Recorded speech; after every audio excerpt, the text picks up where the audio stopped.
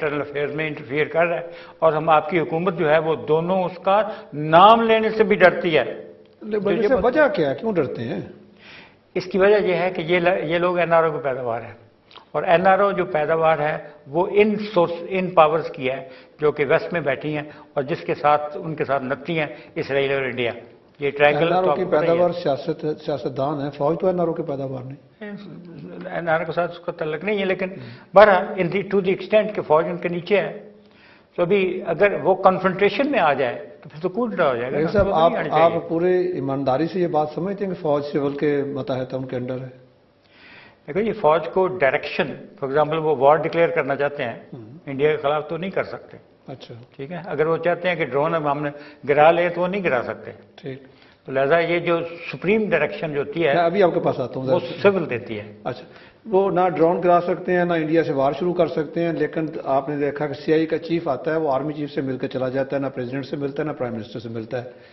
کیونکہ اس کی بات وہ سمجھ لیتا ہے، جی، کیونکہ وہ جو ڈائلاگ چل رہا ہے نا یہ اس لیول کا ہے اور اس زبان میں بولا جاتا ہے جو کہ آپ کے انفارچونیٹلی آپ کے پریزیڈنٹ پرائم منسٹر کو اس ڈائلاگ کی سمجھ بھی نہیں آتی، اور جب یہ بیٹھے بھی ہوتے ہیں تو اس وقت بھی اس کی طرف دیکھتے ہیں کہ تم ہی جواب دے دو،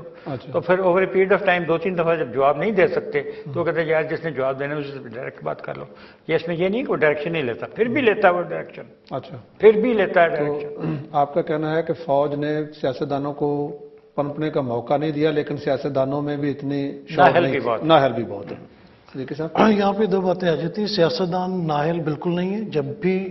جمہوریت کو چلنا دیا جائے اسی میں سے پودے نکلتے ہیں، کچھ خاردار ہوتے ہیں، کچھ پھول دینے والے ہوتے ہیں۔ ہمارے بڑے اچھے اچھے سیاستدان پاکستان میں آئے جن کو تباہ برباد کیا گیا یا مار دیا گیا، اس سسٹم کو چلنے نہیں دیا گیا۔ اگر یہ سسٹم چلتا رہتا تو اس وقت تک بہت اچھے اچھے سیاستدان پاکستان میں پیدا ہو چکے ہوتے، اور انہیں ملک سے باہر بھاگنے کی جو ہے نا وہ فکر نہ رہتی، اور وہ ملک میں رہ کے جو ہے وہ اس کی۔ میں کالر ہمارے ساتھ، ہلو،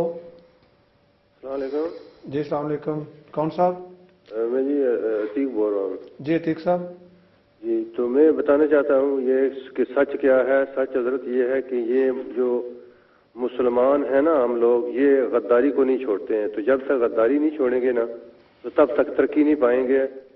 تو یہ ہمارا مشورہ یہی ہے کہ سب لوگ جو ہے نا نبی کی آل اولاد کو پکڑ لیں، تب ایماندار بنیں گے، ورنہ یہاں تک تو آپ کو پتہ ہے کہ یہ دنیا، آپ تاریخ پڑھیں نا کہ مسلمان باپ اس کرسی کی خاطر باپ نے بیٹے کو مارا، بیٹے نے باپ کو مارا۔ ٹھیک بات، سمجھ گئے نا میری بات سن رہے ہیں نا غور سے؟ جی جی، سن رہا ہوں، بولیے۔ ہاں، تو یہ جناب اعلیٰ بات یہ ہے کہ یہ مسلمان جو ہے نا، مسلمان نے اس کرسی کی خاطر کیا کچھ نہیں کیا۔ آپ تاریخ پڑھیں نا اسلام کی۔ ٹھیک صاحب، آج ہم جو ڈسکس کر رہے ہیں وہ پاکستان کے مسائل کر رہے ہیں۔ اسلام ہمارے لیے مثل راہ ہے، اس سے ہمیں کوئی انکار نہیں ہے، نہ ہم یہ کہ آج ہم اسلام کو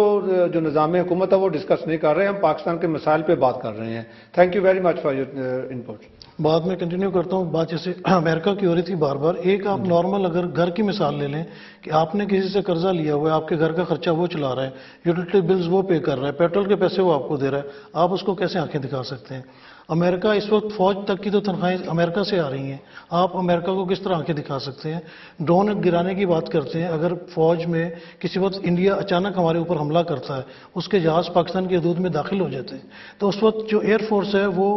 پرائم منسٹر یا پریزیڈنٹ سے اجازت نہیں مانگتی، اس وقت جہاز فوری طور پہ اڑ پڑتے ہیں، اس جہاز کو یا گرا دیتے ہیں یا اس کو گھیر کے لے آئیں گے۔ کارگل کا جیسے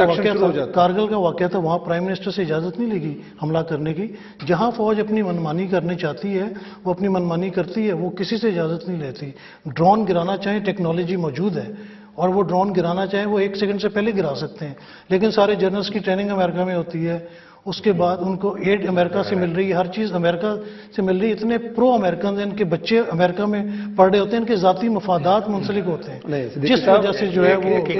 میرا اپنا پوائنٹ آف ویو ہے۔ نہیں، آپ بالکل آپ کو حق ہے اپنی رائے رکھنے کا، لیکن چیزیں سسٹم کے تحت چلتی ہیں، اس طرح نہیں ہے۔ اب بریگیڈیئر صاحب سے لیتے ہیں، میں اپنی رائے نہیں دیتا۔ حقیقت یہ نہیں ہے، بلکہ امریکہ کو بہت بڑی شکایت ہے کہ ہماری جو فوج ہے یہ بہت اسلامی ہو گئی ہے، بلکہ یہاں تک کہ وہ جو انہوں نے حسین حقانی صاحب نے کتاب بھی لکھتی ہے ماسک اینڈ ملٹری، اور وہ کہتے ہیں کہ یہ ماسک کا بہت انفلوئنس ہو گیا ملٹری کے بیچ میں، اور یہ بہت بڑا مسئلہ ہے، اور جس کی وجہ سے طالبان بھی فلرش کر رہے ہیں وغیرہ وغیرہ۔ تو لہذا یہ کہنا کہ ہم ویسٹرنائز ہو گئے ہیں، ایسا کچھ ہے کہ نہیں ہے؟ ٹو دی ایکسٹینٹ کہ یہ جو جب To some extent تو ہے نا۔ یہ 10 سال جو جہاد چلتا رہا ہے ان افغانستان، ہاں جی افغانستان میں رشیا کے خلاف، ہاں جی تو اس میں ہم ایک جذبے میں، کیونکہ یہ پہلی دفعہ ہماری کامیابی ہوئی ہے، ہم نے کبھی کوئی کامیابی نہیں حاصل کی، اور اس دفعہ کامیابی حاصل کی، وہ بھی بہت ایک سپر پاور کے خلاف، اور اتنی بڑی کامیابی کے بعد ایک نشہ ہوتا ہے نا کامیابی کا، ایک فتح کا، تو ہم جب فتح یاب ہوئے اور ہم نے اس طریقے سے محسوس کیا کہ ہم نے ایک سپر پاور کو مار لیا ہے، تو اس وقت اس کے بعد لوگوں میں وہ پرائیڈ اور وہ سیلف کانفیڈنس آیا، اور جس کی وجہ سے یہ جو یعنی آپ نے دیکھا سینئر افسر جو تھے اتنی لمبی لمبی داڑیاں، ریٹائر افسر جو تھے وہ جا کے انہوں نے تبلیغی جماعت میں جا کے تبلیغ کرنی شروع کر دی، تو یہ ہوا، میں نہیں کہتا کہ نہیں ہوا، سوچ ایسی پیدا ہوئی، لیکن ایک سٹیپ کو کراس کرنا پڑتا ہے، یعنی میں شریعت چاہتا ہوں، ٹھیک ہے، آپ سب مسلمان کہتے ہیں شریعت چاہتا ہوں، لیکن میں شریعت کے لیے جہاد نہیں چاہتا ہوں، اس کا شریعت کے لیے جہاد مطلب ہے کہ آپ مجھے کافر کہہ کے مجھے مارنا شروع کر دیں گے، اور جو کہ آج کل ہو رہا ہے، لہٰذا یہ جو سٹیپ ہم نے کراس کیا نا، ایک تو ہے نا کہ میں شریعت چاہتا ہوں، لیکن دوسرا سٹیپ یہ ہے کہ میں شریعت کے لیے جہاد چاہتا ہوں، وہ پھر طالبان بن جاتے ہیں، اور یہ ڈسٹنکشن ابھی تک ہم نے نہیں کی۔ ہمارا مسلمان زیادہ ہو جانا، نمازیں پڑھنی شروع کر دینے سے ہمارا کوئی بری بات نہیں ہے، لیکن جب میں یہ سمجھوں کہ میرا کام ہے کہ وہ آدمی جس کی داڑھی نہیں ہے اس کو میں قتل کر دوں،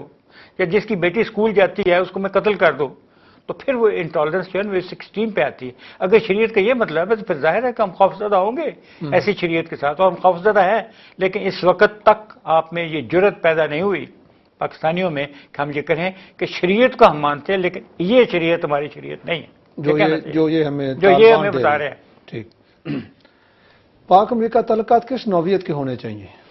دیکھیں ہمیشہ تعلقات جو ہے نا برابری کی بیسس پہ ہوتے ہیں، نہیں ہم تو برابر نہیں ہیں، ہم برابر یہ نہیں تو طے کر لیں نا بالکل، پہلے، تو تعلقات ہمارے، لیکن کمزور اور طاقتور کے تعلقات تو ہوتے ہیں، کمزور اور طاقتور کے تعلقات تو ہوتے ہیں، لیکن ہماری آنکھیں ہر چیز کے لیے ہر وقت ہم جو ہے وہ امریکہ کی طرف دیکھتے رہتے ہیں، ٹھیک ہے نا،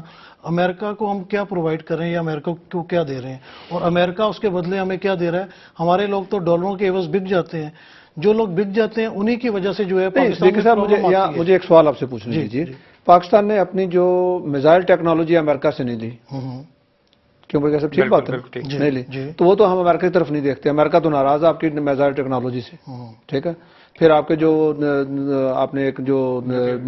چائنا سے نیوکلیئر کے علاوہ جو چائنا سے آپ نے وہ مل کے جہاز بنائے، امریکہ کو وہ بات پسند نہیں ہے، تو پھر آپ کیسے امریکہ کی طرف دیکھتے ہیں اور وہ جو کہتا ہے وہ آپ کو کرتے ہیں؟ یہ تو نہیں، میکسیمم آپ دیکھیں کہ جو گورنمنٹس کا جوڑ توڑ ہوتا ہے یا گورنمنٹس کا گرانا اور بنانا ہوتا ہے وہ امریکہ کے ہاتھ میں ہوتا ہے، اور امریکہ کا انفلوئنس بہت زیادہ ہے۔ یہ ٹھیک ہے کہ چائنا کے ساتھ ہمارا جو ہے وہ بہت زیادہ اپنا ایک رابطہ ہے دوستی کا، اور وہ پاکستان کی ہیلپ بھی بہت زیادہ کرتا ہے، لیکن جو پابندیاں لگتی ہیں وہ پھر امریکہ کی طرف سے لگتی ہیں۔ جب پاکستان میں اپنا جب 1999 میں انہوں نے 98 میں ایٹمی کا دھماکہ کیا تھا، تو اس کے بعد جو